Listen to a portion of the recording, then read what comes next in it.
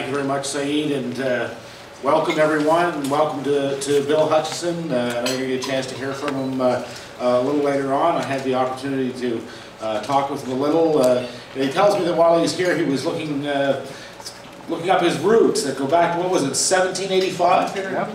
You know, one of the things we're telling people with all these contracts, we're going to repatriate a lot of people. So you just feel comfortable back here in Nova Scotia. We're happy to have you back and have you finding your roots. One of the things that Saeed didn't say, and this is why Nova Scotia is such a wonderful place, is Saeed just lived just down the street from me. So Nova Scotia is a small community, it's a small place, it's very warm, and we're looking forward to ensuring that we bring as many of the expatriates that we have in other parts of Canada home to do a lot of the work that's going to be necessary here in the next number of years. I'm pleased to be here tonight to talk about the importance of digital technologies and the industry to this province. Nova Scotia is facing a time of change and opportunity. These, of course, are two words that your industry knows very well. Right now, our province is preparing to make the most of the opportunities on the horizon. Now, to most of us, it didn't really come as a surprise when Irving Shipbuilding won the $25 billion federal contract to build Canada's next fleet of combat vessels. Nova Scotia has always been Canada's shipbuilders. When people hear shipbuilding, they usually think about welders and about skilled laborers. But let's not forget that these ships will feature sophisticated technology. The information and communications technology sector will play a major role. It will mean opportunities for software engineers, for programmers, consultants, and other high-value careers in ICT. The Lower Churchill project, in which we are a partner, will produce hydroelectricity out of Newfoundland and Labrador, and it will also create jobs, not just in trades and skilled labor, but also in ICT.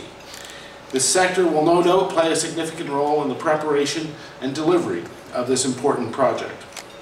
Given these opportunities and more that are on the way, there will be significant growth in the ICT sector. Having said that, let's not forget that ICT already plays a large role in our economy. According to Statistics Canada, and in terms of real GDP, ICT in Nova Scotia grew faster than in any other province between 2000 and 2010.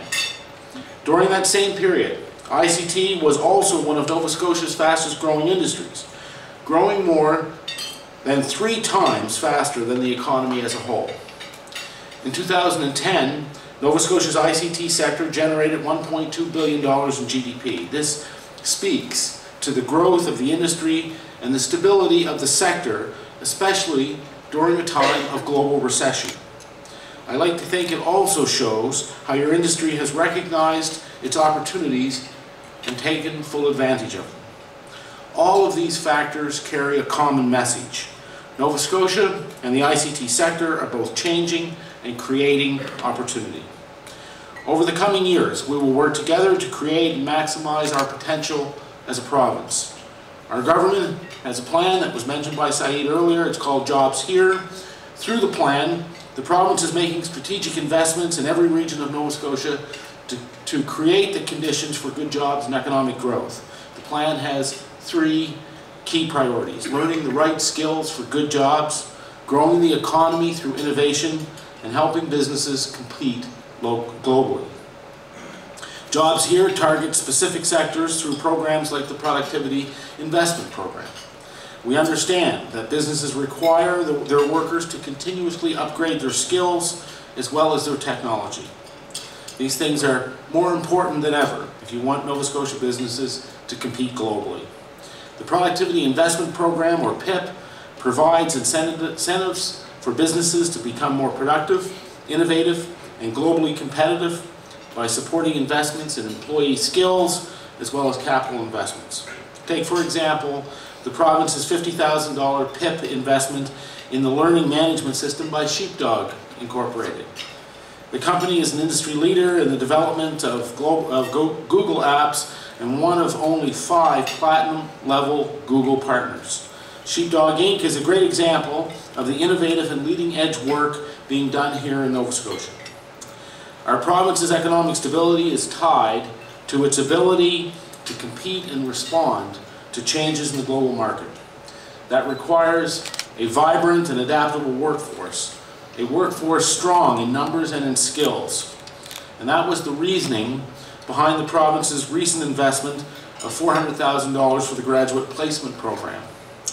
Developed in consultation with Nova Scotia's post-secondary institutions, the program helps recent graduates from the province's cooperative education programs to secure permanent full-time positions with Nova Scotia employers. This will also help keep our talented young graduates here at home with good full-time employment. For businesses, the program provides a 50% wage subsidy for the first 3 months of employment to a maximum of $7,500. Employers in any sector are welcome to apply, but a particular emphasis will be placed on employers in strategic sectors, including the ICT sector. The program is expected to support 50 placements over the next year. The province has also created the Graduate Retention Rebate, giving Nova Scotia businesses an advantage in attracting young and talented people.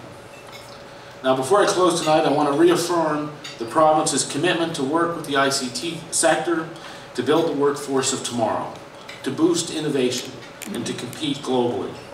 There is every reason for confidence right now in Nova Scotia, every motivation to work hard and ensure that the future starts here. I want to take this opportunity to recognize the members of Digital Nova Scotia for your hard work and dedication in this important sector. Again, thank you very much for the opportunity to speak with you this evening. Thank you.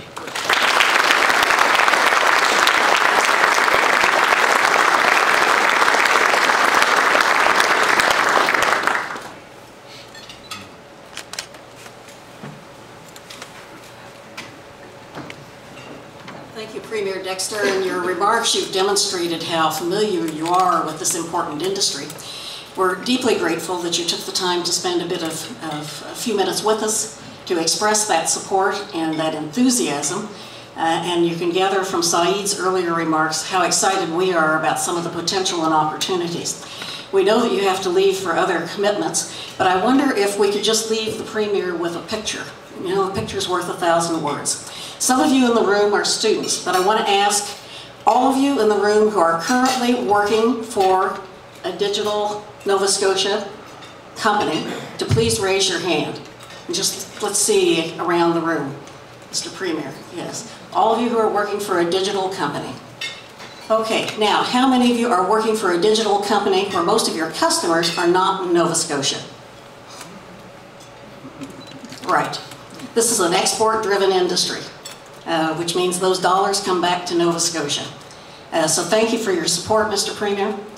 We look very much forward to working with you and your colleagues in government to help realize the dreams that you've expressed and we've expressed tonight. Thank you.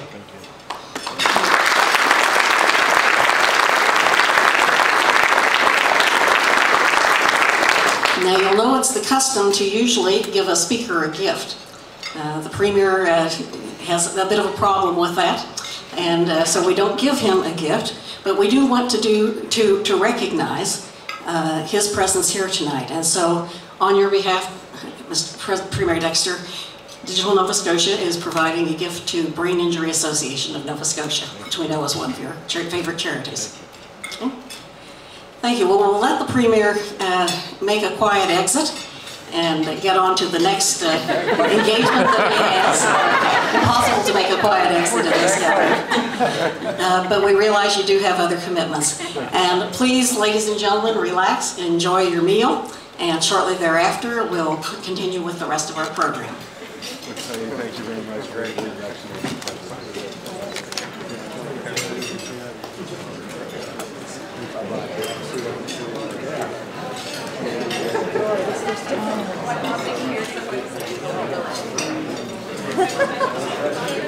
Great speech. I'm going to tell them about that. So maybe that's